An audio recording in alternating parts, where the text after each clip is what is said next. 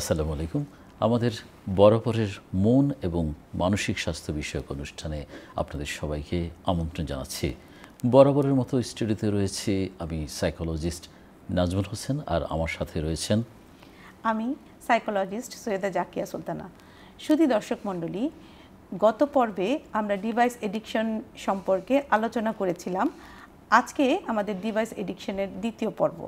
তো ডিভাইস এডিকশনের পরবর্তী আলোচনায় যাওয়ার আগে আমরা একটু জানতে চাই যে কখন আমরা ডিভাইসের ব্যবহার বলবো, কখন একে এডিকশন বলবো এবং কখন একে ডিসঅর্ডার বলবো। চমৎকার প্রশ্ন। আমাদের দৈনন্দিন কাজে আমরা ইন্টারনেট বা ডিভাইসের উপর ডিপেন্ড করতে হয়। তো যেহেতু ডিপেন্ড করতে হয়, অর্থাৎ আমাদেরকে ব্যবহার করতে হয়, সচরাচর যদি আমরা আমাদের দরকারে যদি ব্যবহার করি, সেটাকে অবশ্যই আমরা ডিভাইস ইউজ বলতে পারবো। তো এখন ডিভাইস ইউজটা যদি বাড়াবাড়ি পর্যায়ে হয়ে যায়, সেটাকে কি আমরা সমস্যা বলবো, অর্থাৎ প্রবলেম বলবো, এডিকশন বলবো, না ডিসঅর্ডার বলবো? সে বিষয়ে আসলে আমি আলোকপাত করতে চাই। আলোকপাত করতে গিয়ে আপনাদের সাথে উল্লেখ করতে চাই যে 1995 সালে আমেরিকান একজন সাইকিয়াট্রিস্ট, উনি হচ্ছেন ডক্টর গোল্ডবার্গ। উনি কি করেছেন, উনি এটাকে কিন্তু ডিসঅর্ডার হিসেবে নামকরণ করেছিলেন। তো উনি যে নাম করেন তা হচ্ছে ইন্টারনেট এডিকশন ডিসঅর্ডার। পরবর্তীতে উনি চিন্তা করলেন যে এডিকশন নামটা যদি থাকে তাহলে এটা মাদকাসক্তের মতো হয়ে যাচ্ছে। তখন তিনি এটা পরিবর্তন করে দেন 1997 সালে। উনি তখন বলছেন যে এটা হচ্ছে প্যাথোলজিক্যাল ইন্টারনেট ইউজ ডিসঅর্ডার কথাটা উনি কিন্তু রেখেছেন। পরবর্তীতে কি হলো, আপনার একজন পিএইচডি গবেষক, উনি 1996 সালে কিম্বারলি ইয়াং, উনি এটাকে বলেছেন যে এটা এক ধরনের, তিনিও বলেছেন যে ইন্টারনেট এডিকশন ডিসঅর্ডার। উনি এডিকশন কথাটাও রেখেছে, আবার ডিসঅর্ডার কথাও রেখেছে। আবার উনি কোথাও বলেছে যে compulsive internet use, problematic internet use বা আই ডিসঅর্ডার। সুতরাং এটা নিয়ে কিন্তু আসলে সমালোচনা বা আলোচনা চলছে। এভাবে চলতে চলতে আসলে 1997 সালে একজন ভদ্রমহিলা, তার নাম হচ্ছে স্যান্ড্রা, উনি কি করেছেন, উনি ওনার বাচ্চাদেরকে একটি ঘরে আবদ্ধ রেখে উনি প্রতিদিন 12 ঘন্টা ধরে ডিভাইস চালাতেন। এবং এই যে ডিভাইস চালাতেন, যার ফলে নিগৃহীত হতো ওনার সন্তানরা, ওনার ফ্যামিলি, তখন থেকে মনোবিজ্ঞানীরা আসলে এটা চিহ্নিত করেছেন যে আসলেই তো এটা একটা সমস্যা, এবং এই সমস্যাটা এডিকশন পর্যায়ে চলে যায় বলেই এ ধরনের কাজ সে না করে থাকতে পারে নাই। তখন থেকে এটাকে আসলে ডিভাইস এডিকশনই বলা যেতে পারে এবং এডিকশনই বলে। এখন পার্সোনালি একজন মনোবিজ্ঞানী হিসেবে আমি কি এটাকে ডিসঅর্ডার বলবো না বলবো না, সে বিষয়ে আলোকপাত থাকতেই পারে। তো ব্যক্তিগতভাবে আমি আসলে ডিভাইস এডিকশনই বলতে চাই, এটাকে ডিসঅর্ডার হিসেবে বলতে চাই না। কারণ ডিসঅর্ডার হতে গেলে বিভিন্ন ধরনের ক্রাইটেরিয়া থাকতে হয়, যে অনেক দিন ধরে চলতে হয় এবং বিভিন্ন দিকে ইফেক্ট হয়। যদিও এটা ইফেক্ট আছে, তথাপিও এটা আমি মনে করি যে আসক্ত মানে নির্ভরশীলতা, এই ধরনের আসক্ত মানুষের অন্যান্য কিছুর প্রতিও থাকতে পারে। যেমন ধরেন বই পড়ার আসক্ত, সেটা একটা ভালো আসক্ত। জুয়া খেলার আসক্ত, সেটা হলো আপনার এটা খারাপ জিনিস বলা হয়ে থাকে। হ্যাঁ, তো আমরা কিন্তু জুয়া বা গ্যামলিং ডিসঅর্ডার বলি না, গ্যামলিং এডিকশন বলি। নির্ভরশীল হয়ে পড়েছে, সে অভ্যাস দাঁড়িয়ে গেছে, ওটা ছাড়া হয় না। তো এই জন্য আমি শ্রেয় এটাই বলবো যে ডিভাইস এডিকশন অথবা ইন্টারনেট এডিকশন। ওকে, ধন্যবাদ। অ্যাকচুয়ালি আমরাও দেখি আমাদের বাচ্চারা যখন ইন্টারনেট ইউজ করে তখন তাদের মধ্যে কিছু পরিবর্তন আমরা খেয়াল করি, যে ওরা পড়ার চাইতে ইন্টারনেট ইউজ করার প্রতি বেশি আগ্রহী থাকে, ঘুমাইতে চায় না, ঘুমের সময় ঘুমটা কম করে তারা ইন্টারনেট ইউজ করতে পছন্দ করে, লেখাপড়ার মান কমে যায়, তারপর বাইরে যেতে চায় না, সবসময় ঘরে থাকতে চায়। এই বিষয়গুলো তো আমরা দেখতেই পাই। কিন্তু অনেকের কাজই থাকে হচ্ছে ইন্টারনেটে বা কম্পিউটার ইউজ করতে হয়। যেমন যারা ডাটাবেসের কাজ করেন, যারা হচ্ছে সফটওয়্যার নিয়ে কাজ করেন, তাদের তো অনেক সময়ই ডিভাইসে থাকতে হয়। তো সেই ক্ষেত্রে আমরা কি তাদেরকে কি বলবো? কারণ গত পর্বে আমরা বলেছিলাম যে সপ্তাহে যদি 38 ঘন্টা কেউ ডিভাইসে থাকে সেক্ষেত্রে তাকে আসক্তি বলা যেতে পারে। তাহলে যিনি কাজ করছেন ডিভাইস নিয়ে বা তার পেশাই হচ্ছে এটা, তখন তাকে কি বলা যেতে পারে? হ্যাঁ, আপনি ভালো কথা বলেছেন যে একটা আসলে মানদণ্ড ঠিক করা হয়েছে সপ্তাহে 38 ঘন্টা, কিন্তু অনেকে যদি তার পেশাও যদি আপনার স্ক্রিনে না থাকার জন্য যদি সে হয়, কিন্তু ধরেন 30 ঘন্টায় কাজ করলে তার শারীরিক, মানসিক এবং সামাজিক বা পারিবারিক ইফেক্টগুলো আমরা গত সপ্তাহে আলোচনা করেছিলাম। তো সেটা যদি হয় তখন 30 ঘন্টাও কিন্তু তার জন্য এক ধরনের সমস্যা। আবার কারো কারো ব্যতিক্রম তো থাকতেই পারে, 38 ঘন্টার জায়গায় 40 ঘন্টা 45 ঘন্টা কাজ করলেও তার কিন্তু সমস্যা হয় না। তো সেই ক্ষেত্রে সেই আলোকে বলতে চাই যে একজন লোক যদি কাজ করে ফুল টাইম, তাহলে দিনে সে 7 ঘন্টা কাজ করবে, তাহলে 5 দিন যদি কাজ করে তাহলে 5 7 35 ঘন্টা। তো এই তো তার 35 ঘন্টা স্ক্রিন টাইম তো হয়ে যাচ্ছে। আর যদি তার 2 ঘন্টা যদি সে সোশ্যাল টাইম কাটায়, সোশ্যাল নেটওয়ার্কিং বা অন্যান্য কাজে অনলাইনে যদি থাকে, তাহলে কি আমরা তাকে 3 ঘন্টা যদি এক্সট্রা থাকে 35 সাথে 3 ঘন্টা, তাহলে কি তাকে বলবো যে সেও এডিক্টেড? আসলে এটা এই ক্ষেত্রে একটু ভিন্ন হইতে পারে। তার যেহেতু কাজ এখানেই, তো সে 38 ঘন্টা করলো, কিন্তু পাশাপাশি যদি ব্রেক নিয়ে সে যদি আরও 5-6 ঘন্টা সে যদি সপ্তাহে সোশ্যাল টাইম কাটায়, কারণ অলরেডি তো সে তার স্ক্রিন টাইম কাটিয়ে ফেলেছে 35 ঘন্টা কাজের জন্য। এখন যদি তাকে যদি আরও 35 ঘন্টা কাটাতে চায় ওইখানে, তাহলে 70 ঘন্টা হয়ে যাবে। তাহলে অবশ্যই তার জন্য এটা অনেক বেশি এফেক্ট হইতে পারে। হ্যাঁ, বেশিরভাগ ক্ষেত্রে আমরা বলতে পারি।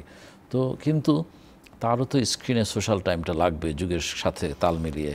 তো সে যদি ধরেন 4-5 ঘন্টা বা 10 ঘন্টাও যদি কাটায় সপ্তাহে, এক এক দিন 1 ঘন্টা 1.5 ঘন্টা করে, তথাপিও আমরা তাকে অবশ্য আসক্ত বলতে পারি না, কারণ এটা তো তার জব, কাজের অংশ। আর এখন দুনিয়াটা চলছেই অনলাইন বা ডিভাইসের মাধ্যমে জব।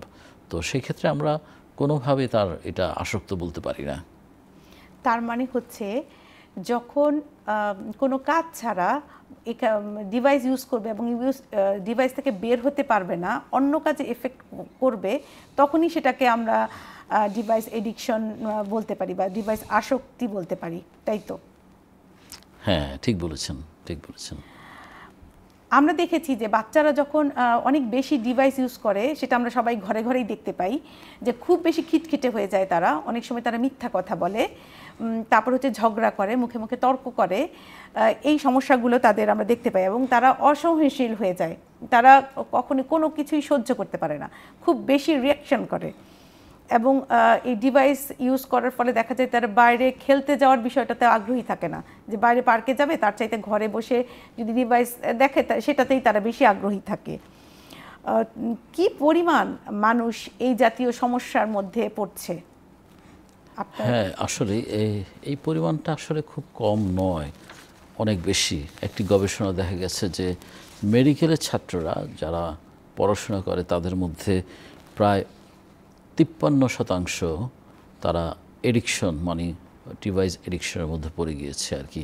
আর আমরা যেহেতু বাঙালি, আমি বাংলাদেশের একটা রিসার্চ বলতে চাই, সেক্ষেত্রে আপনারা হয়তো বুঝতে পারবেন যে আমাদের বাঙালিদের মধ্যে কী পরিমাণ ডিভাইস এডিকশন আছে। তো একটি গবেষণা ছিল 440 জনকে নিয়ে, ইয়াং অ্যাডাল্ট। হ্যাঁ, তো সেখানে দেখা গেছে যে 61.4% যে অ্যাডাল্ট, তারাই আপনার স্মার্টফোন এডিকশন বা ডিভাইস এডিকশন তাদের মধ্যে আছে। তো এটা আসলেই তো অনেক পরিমাণ বেশি এডিকশন। আর মিসইউজ তো যদি ধরি তাহলে তো আরও বেশি হতে পারে আর কি, আমার ধারণা। ওইটার এখনও কোনো গবেষণা হয় নাই। তো এডিকশনের শুধু গবেষণার মাধ্যমে আমরা বলতে পারি যে এখানে 60% বেশি, তার মানে হিউজ পরিমাণ সমস্যা রয়েছে। এই বিষয়ে আসলে আরও অনেক বেশি গবেষণার প্রয়োজন, তাহলে আরও আমরা ভালো করে বুঝতে পারবো যে কি অবস্থা চলছে এখন আমাদের সমাজে। নর্মালি দেখা যায় যে যখন আমরা অনেক মানে বেশি সময় ধরে কোনো দিন যদি খুব বেশি সময় ডিভাইস ইউজ করা হয় তাহলে দেখা যায় যে চোখের সমস্যা হয়, চোখে ব্যথা থাকে, মাথা ব্যথা থাকে, তারপর হচ্ছে চোখ দিয়ে পানি পড়ে, ডায়াবেটিস বেড়ে যায়, স্ট্রোকের ঝুঁকিও বেড়ে যায়। তো এবং যেটা দেখা যায় যে বর্তমানে স্মার্টফোন ইউজ করার ফলে অনেক সময় সামাজিক যে কাজগুলা, সেই সামাজিক কাজের দক্ষতাও অনেক কমে যাচ্ছে মানুষের। যে কাজগুলো আগে খুব সহজেই করা যেত, কিন্তু এখন বর্তমানে মানুষের সাথে মিশে যে কাজগুলা, সেই কাজগুলা করতে প্রবলেম হয়ে যাচ্ছে। এছাড়া কি আর কি ধরনের সমস্যা হতে পারে? আসলে এই যে সমস্যা আপনি সবগুলাই কিছুটা বলেছেন, যে সমস্যার ধরন বিভিন্ন ধরন, যেমন শারীরিক সমস্যা, মানসিক সমস্যা, সামাজিক সমস্যা এবং পারিবারিক সমস্যা। আপনি শারীরিক সমস্যার মধ্যে কিন্তু অলরেডি বলে দিয়েছেন যে চোখে ব্যথা থেকে শুরু করে আপনার চোখের পানি পড়া, এই ধরনের সমস্যা হতে পারে। তো তারপর যেমন আপনার মানসিক সমস্যা, অনেকে অস্থিরতা, সামাজিক সমস্যা, বাইরে যেতে চায় না, বন্ধুবান্ধবের সাথে গল্প করতে আত্মীয়ের বাড়িতে যেতে পারে না, পারিবারিক সমস্যা, একই ঘরে একই ছাদে বাস করে অথচ ঘন্টার পর ঘন্টা পরিবারের সবাই কিন্তু আলাদা আলাদা ডিভাইসে তারা আছে। তো এই ধরনের নানাবিধ সমস্যা আমাদের মধ্যে দেখা দেয়। কিন্তু আমি বলতে চাই যে আরও বেশি এক্সেসিভ হয়। যেমন কয়দিন আগে একজন সলিসিটার আমার কাছে আসছিলেন, তো উনি বললেন কি যে উনি সারা দিন তো থাকেনি, অর্থাৎ 12-13 ঘন্টা, এবং অনেক সময় উনি রাত্র 4টা পর্যন্ত ডিভাইসে থাকেন, কারণ ওনাকে কাজ করতে হয়, পরের দিন হিয়ারিং, তো হিয়ারিংয়ের জন্য ওনাকে প্রস্তুতি নিতে হয় ডিভাইসে। তো এটা তো আসলে বাড়াবাড়ি, এটা অবশ্যই বাড়াবাড়ি সমস্যা, এবং এটা তাকে নিশ্চয়ই টাইম ম্যানেজমেন্ট তার প্রবলেম আছে, যে আগে সে কাজ করছে না, কিন্তু পরে সে রাত্রে না ঘুমিয়ে, অর্থাৎ ঘুমের ব্যাঘাত, এই যে ঘুমের ব্যাঘাত ঘটছে, এটাও কিন্তু মারাত্মক এক ধরনের সমস্যা আর কি বলতে চাই আমি। তো অতিরিক্ত ডিভাইস ইউজ করার ফলে যেটা আমরা দেখতে পাই তা হচ্ছে যে দৈনন্দিন জীবনে যে প্রবলেম সলভিং এগুলা করতে তারা ব্যর্থ হয়ে যাই আমরা। যেই সমস্যাগুলো খুব সহজেই সমাধান করা যেত সেগুলোর জন্য অনেক বেশি আমরা পেরেশান হয়ে যাই, কার্যকর সিদ্ধান্ত নিতে সমস্যা হয় এবং ধীরে ধীরে সমাজ থেকে বিচ্ছিন্ন হয়ে যায়। যেহেতু মানুষের সাথে যোগাযোগ কমায় দেয়, যোগাযোগ করতে অত সময় পায় না ডিভাইস ইউজ করার কারণে, যে কারণে সমাজ থেকে বিচ্ছিন্ন হয়ে পড়ে এবং জীবনের গুণগত মানও তাদের নষ্ট হয়ে যায়। বাচ্চাদের পড়ালেখার গতি কমে যায় এবং যারা যেই পড়াশোনা নিয়ে আছেন তাদের পড়াশোনার মান কমে যেতে থাকে। এবং এইসব করার ফলে যেহেতু অনেক বেশি ডিভাইসে থাকে, হতাশা এবং বিষণ্ণতা দেখা দেয়। যেহেতু কাজগুলো ঠিকমতো করতে পারছে না, ডেইলি কাজগুলো ঠিকমতো করা যাচ্ছে না, যে কোনো হতাশাও তৈরি হয়। এবং যেটা আমাদের সাইকোলজিস্ট বললেন যে একটি বাসার মধ্যে সবাই যার যার ডিভাইস নিয়ে বিজি, যে কারণে সামাজিক যে বন্ধন, পারিবারিক বন্ধনটাও নষ্ট হয়ে যায়। ফোন সকালবেলা ঘুম থেকে উঠেই স্মার্টফোনে হাত দিলে একটার পর একটা আমরা রিল দেখতে থাকি বা ফেসবুকে স্ক্রলিং করতে থাকি বা অন্যান্য যেটা আমাদের সোশ্যাল মিডিয়া সেগুলো দেখতে থাকি। দেখতে দেখতে আমাদের সময় চলে যায়, সময় মতো আমরা কাজগুলো করতে পারি না। অনেক সময় দেখা যায় বাচ্চাদের স্কুলে নিতেও দেরি হয়ে যায়, বাচ্চাদেরকে স্কুলে দিয়ে আসার পর আবার শুরু হয়ে যায় আমাদের, এবং দুপুরের রান্না এবং দৈনন্দিন যে কাজ, রুটিন মাফিক কাজগুলো আছে সেগুলো করতে দেরি হয়ে যায়। এটা একটা নর্মাল চিত্র হয়ে দাঁড়িয়েছে এখন আমাদের এই সমাজের। এবং এগুলো করতে করতে দেখা যায় যে আমরা সামাজিকভাবে বিচ্ছিন্ন হয়ে পড়ি। যাদের সাথে যোগাযোগ করার কথা ছিল দিনের বেলা সেগুলো আমরা করতে পারি না, বা যে কাজ করার কথা, ভদ্রমহিলা স্কুল থেকে বাচ্চাদের দিয়ে এসে কিন্তু রান্নাবাড়া করার কথা, কিন্তু উনি কিন্তু পারছিলেন না, কারণ উনি একের পর এক স্ক্রল করতে আছেন, তাই না? এবং ওনার হাজব্যান্ড চাচ্ছেন তার কাজে হেল্প চান, যে আমার কাজে সাহায্য করো, কিন্তু ওয়াইফ যেহেতু ওইখানে এমনভাবে ডুবে আছে, হাজব্যান্ডের কাজেও আপনার সাহায্য করতে পারছেন না, তাই না? এবং এইটার ফলে দেখা যায় পারিবারিকভাবেও নানা রকম দ্বন্দ্ব তৈরি হয়, ঝগড়াঝাটি সৃষ্টি হয়ে যায়। ঠিক একইভাবে হাজব্যান্ডের ক্ষেত্রে একই কথা প্রযোজ্য। দেখা যায় অফিস থেকে সারাদিন আসার পর ওয়াইফ আশা করেন যে ওনার সাথে হয়তো গল্প করবেন, বাচ্চাদের খোঁজ খবর নেবেন, ভদ্রলোক আবার বসে যান ফোনে, একটার পর একটা নিউজ দেখতে থাকেন, রিল দেখতে থাকেন, তারপরে হচ্ছে যে রাজনৈতিক খবরগুলো দেখতে থাকেন, দেখতে দেখতে এখান থেকে বের হতে পারেন না। উনি যে ইচ্ছা করে করছেন বিষয়টা এরকমও না, জাস্ট এটার সাথে যুক্ত হয়ে যান। এটা পুরুষ, মহিলা এবং বাচ্চাদের ক্ষেত্রে, সবার ক্ষেত্রে এটা সমানভাবে দেখা যায়। আমরা অনেক ধরনের কেস পাই। একটা কেস আপনাদের সাথে শেয়ার করি, যেটা মানে এই একটা কেস না, অ্যাকচুয়ালি এই ধরনের কেস অনেকই আসে, যে মায়েরা যাদের টিনেজ বয়সের যে ছেলে বা মেয়ে আছে, সেই সব মায়েদের অনেক বেশি উদ্বিগ্ন হতে দেখি। তারা মানে সন্দেহ করতে থাকে যে বাচ্চাকে এটাতে মানে কোনো খারাপ কিছু দেখছে কিনা, কারণ যখন স্ক্রলিং করে অনেক কিছু চলে আসে, আনইনটেনশনালি চলে আসে। এইটা যে মা থিঙ্ক করছে, হয়তো বাচ্চাটা দেখছে না, মা যেটা চিন্তা করছে যে আমার বাচ্চাটা এটা করছে কিনা, খারাপ কিছু দেখছে কিনা, এটাতেও তো মায়ের মেন্টাল হেলথের অনেক সমস্যা হয়। আপনি কি মনে করছেন এই বিষয়ে? না, অবশ্যই অবশ্যই। তো আসলে বাচ্চা হয়তো ইচ্ছাকৃত দেখছে না, কারণ এটা এমনভাবে সেট করা থাকে রিলগুলো, যে একটার পর একটা ভিডিও আসতে থাকে, সেই ভিডিওতে আনএক্সপেক্টেড অনেক কিছু কিন্তু চলে আসে, এবং এর মাধ্যমে কি হয়, এর মাধ্যমেই কিন্তু তার যাত্রা শুরু। ধরেন প্রথমে একটা এসেছে, সে দেখেছে, দেখলে অবশ্যই তার হয়তো ভালো লেগেছে, তো ভালো লাগা ফলে সে পরবর্তীতেও চাইতে পারে। তো এইভাবে একটা প্রক্রিয়ার মধ্য দিয়ে আমাদের এডিকশন বলেন বা যেটাই বলেন, প্রবলেম বলেন, শুরু হয় স্টেজ বাই স্টেজ। সেই স্টেজগুলো আমি একটু ব্যাখ্যা করতে চাই আপনাদেরকে। যে প্রথম হচ্ছে ইউজ, অর্থাৎ ডিভাইস আমরা ইউজ করি, ধরেন খবর দেখার জন্য। কোন একটা কারণে, ধরেন বাংলাদেশের কোনো একটা নিউজ আপনি জানতেই হবে আপনাকে, আপনি দেখলেন, দেখলে এটা আমরা বলবো ইউজ, কারণ এটা কোনো সমস্যার কিছু না। আর এটার জন্য মায়ের আরেকটা প্রবলেম, সন্দেহ প্রবণতা, বাচ্চার উপর অবিশ্বাস করছে। তো এই যে অবিশ্বাস করছে, এতে কিন্তু পারিবারিক, আপনি ঠিকই বলেছেন যে দ্বন্দ্বগুলা বেড়ে যাচ্ছে, বাচ্চার উপর হয়তো খুব রাগারাগি করছে, বাচ্চাকে ঠিকভাবে ভালোভাবে ব্যবহার করতে পারছে না। তো এই ধরনের সমস্যা তো বর্তমানই।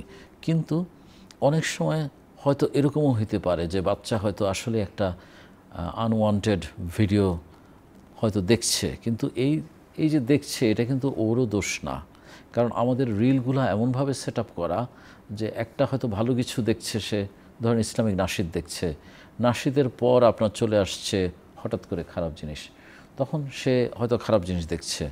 তো তখন একদম কনক্লুশনে যাওয়া মায়ের ঠিক না, একদিন দেখে যে আমার ছেলে তো হুক আপ হয়ে গিয়েছে, কোনো খারাপ ভিডিও দেখায়, তো হয়তো সে পরবর্তীতে নাও দেখতে পারে, আনইনটেনশনালি ওইটা এসেছে বলেই সে দেখেছে। তো এখন ওই জিনিসটাই এডিকশনের পর্যায়ে যাওয়ার জন্য কিছু প্রক্রিয়া দরকার আর কি। হ্যাঁ, সেই প্রক্রিয়ার ব্যাখ্যা করতে গেলে আমি এভাবে বলবো যে প্রথম টার্ম যেটা, সেটা বলে ইউজ, অর্থাৎ কোনো দরকারে আপনি আপনার মোবাইলটা ইউজ করছেন, যেমন আপনি কোনো সংবাদ দেখতে চান বা শুনতে চান, জানতে চান, আপনি ডিভাইসটা নিয়ে আপনি হয়তো ডেইলি স্টার অথবা প্রথম আলো অথবা এদেশের দ্য সানে চলে গেলেন, ইউজ করলেন, কিন্তু এই যে খবরটা দেখলেন, আপনি নির্ভরশীল হইলেন না, আপনি কি করলেন, বন্ধ করে রাখলেন আপনার মোবাইলটা বা পাশে রেখে দিলেন। কিন্তু আপনি এটা মিসইউজ পর্যায়ে চলে যাবে, সেটা হচ্ছে আপনার দরকার নাই খবর দেখার বা এত বেশি সময় দরকার নাই, কিন্তু আপনি তারপরেও আপনি এসে, আমাদের সাইকোলজিস্ট সায়েদা সঠিক কথা বলেছে যে অফিস থেকে আসছেন, আসার পর আপনি বসে গেলেন নিউজ দেখতে থাকলেন, তো এটা হবে মিসইউজ, অর্থাৎ আপনি মিসইউজ করছেন। এই মিসইউজ করতে করতে কি হয়, আমাদের অ্যাবিউজ পর্যায়ে চলে যায়। অ্যাবিউজ মানে হলো টু মাচ সময় আমরা দিয়ে ফেলি। অ্যাবিউজ হলে কি হবে, আমাদের মধ্যে ডিপেন্ডেন্সি এবং অনেক সময় আমরা কাটিয়ে ফেলবো এখানে, এবং এই অ্যাবিউজের পর কি হবে, এডিকশন হবে। এডিকশনে তখন হইলো এটা ছাড়া আর ভাল লাগবে না, এবং এটা করতে ভাল লাগবে, এবং এটা যদি না করে তার মধ্যে শারীরিক, মানসিক, সামাজিক এবং পারিবারিক কিছু সিমটম যেটা দেখা দিবে। যেমন ধরেন কেউ হয়তো নিউজ না দেখলে বা ধরেন বা অন্য কিছু নাটক বা অন্য কিছু যদি না দেখে, তার মধ্যে অস্থির ভাব তৈরি হবে, তার মধ্যে পালপিটেশন তৈরি হতে পারে, তার মনের মধ্যে অস্বস্তি তৈরি হতে পারে। তো তখনই আমরা এটাকে আসক্ত বা এডিকশন বলবো আর কি। তো এইভাবে একটা প্রক্রিয়ার মধ্য দিয়ে আপনার ইউজ, মিসইউজ, অ্যাবিউজ, তারপর এডিকশনে চলে যায়। তার মানে হচ্ছে যে প্রথমে এডিকশন হচ্ছে না, মোবাইল বা ডিভাইস আমরা ব্যবহার করলেই সেটা এডিকশন হচ্ছে না। এডিকশন হওয়ার জন্য বেশ লম্বা একটা প্রসেস ইউজ করতে হবে, লম্বা একটা প্রসেসের মধ্যে দিয়ে যেতে হবে। তারপর এখন আমরা যদি আগেই খেয়াল করতে পারি যে কোন জায়গায় আমাদের থামতে হবে, তাহলে সম্ভবত আমাদের এডিকশন পর্যায়ে নাও যেতে পারে। অবশ্যই ঠিকই বলেছেন। যেমন আসলে পরিবারের লোক যারা, তাদেরও অনেক দায়িত্ব রয়েছে। যেমন আমি একটি কেসের কথা জানি, সেটাকে কিভাবে মেয়েটা স্কুল থেকে আসার পর সে খাওয়া দাওয়া করেই মেয়ে যেহেতু সে তার রুম লক আপ করে রাখে, লক আপ তো করেই এবং মায়ের ফোন নিয়ে যায়। মায়ের ফোন নিয়ে সে 6টা থেকে যে শুরু করে ঘুমাতে যাওয়ার আগ পর্যন্ত সে এই ডিভাইসে আসক্ত হয়ে পড়ছে আর কি।